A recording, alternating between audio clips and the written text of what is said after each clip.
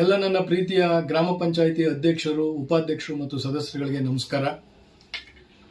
ಹಲವಾರು ದಿನಗಳಿಂದ ರಾಜ್ಯಾದ್ಯಂತ ಗ್ರಾಮ ಪಂಚಾಯಿತಿಯ ಅಧ್ಯಕ್ಷರುಗಳು, ಉಪಾಧ್ಯಕ್ಷರುಗಳು ಮತ್ತು ಸದಸ್ಯರುಗಳು ನನಗೆ ದೂರವಾಣಿ ಕರೆ ಮಾಡಿ ಕಳೆದ ಜನವರಿಯಿಂದ ಏನು ಉದ್ಯೋಗ ಖಾತ್ರಿ ಯೋಜನೆಯಡಿಯಲ್ಲಿ ಕಾಮಗಾರಿಗಳನ್ನು ಮಾಡಲಾಗಿದೆ, ಅವುಗಳಿಗೆ ಸಂಬಂಧಪಟ್ಟಂತ ಸಾಮಗ್ರಿ ವೆಚ್ಚ ಬಂದಿಲ್ಲ, BOC ಬಂದಿಲ್ಲ ಅಂತ ಹೇಳಿ ನಮಗೆ ವಿಷಯವನ್ನು ನಮಗೆ ಮನದಟ್ಟು ಮಾಡಿದರು.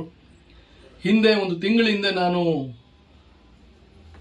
MNREGA ಆಯುಕ್ತರಿಗೆ ಪತ್ರ ಬರೆದು ತಕ್ಷಣ ಸಾಮಗ್ರಿ ವೆಚ್ಚವನ್ನು ಬಿಡುಗಡೆಗೊಳಿಸಬೇಕು, ಇದರಿಂದ ಅಭಿವೃದ್ಧಿ ಚಟುವಟಿಕೆಗಳಲ್ಲಿ ಬಹಳ ತೊಂದರೆ ಆಗ್ತಿದೆ ಅಂತ ಹೇಳಿ ಒಂದು ಮನವಿ ಪತ್ರವನ್ನು ಸಲ್ಲಿಸಿದ್ದೆ.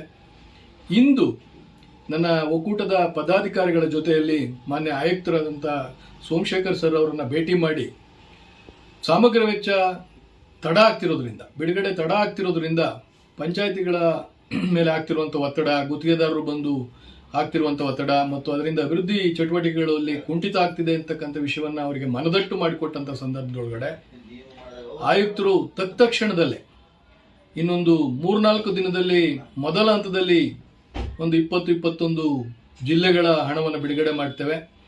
ನಂತರದ 3-4 ದಿನದಲ್ಲಿ ಉಳಿದ ಜಿಲ್ಲೆಗಳ ಹಣವನ್ನು ಬಿಡುಗಡೆ ಮಾಡೋದ್ರ ಮೂಲಕ ಇನ್ನು 10 ದಿನಗಳಲ್ಲಿ ರಾಜ್ಯದಲ್ಲಿ ಬಾಕಿ ಉಳಿದಿರುವಂಥ ಸಾಮಗ್ರಿ ವೆಚ್ಚದ ಬಿಡುಗಡೆಗೆ ಕ್ರಮ ಕೈಗೊಳ್ಳುತ್ತವೆ ಅಂತಕ್ಕಂಥ ಭರವಸೆಯನ್ನು ಕೊಟ್ಟಿದ್ದಾರೆ.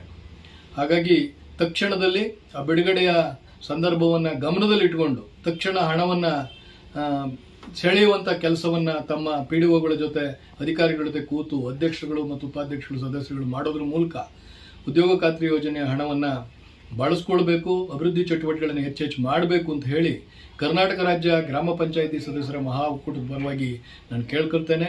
ಯಾವತ್ತೂ ಕರ್ನಾಟಕ ರಾಜ್ಯ ಗ್ರಾಮ ಪಂಚಾಯಿತಿ ಸದಸ್ಯರ ಮಹಾ ಒಕ್ಕೂಟ ರಾಜ್ಯದ ಪಂಚಾಯಿತಿಯ ಅಧ್ಯಕ್ಷರು, ಉಪಾಧ್ಯಕ್ಷರು, ಸದಸ್ಯರುಗಳ ಜೊತೆ ಸದಾ ನಿಲ್ತದೆ ಅಂತಕ್ಕಂಥ ಮಾತನ್ನು ಹೇಳ್ತಾ ಎಲ್ಲರಿಗೂ ವಂದಿಸಿ ನನ್ನ ಮಾತು ಮುಗಿಸ್ತೀನಿ. ನಮಸ್ಕಾರ.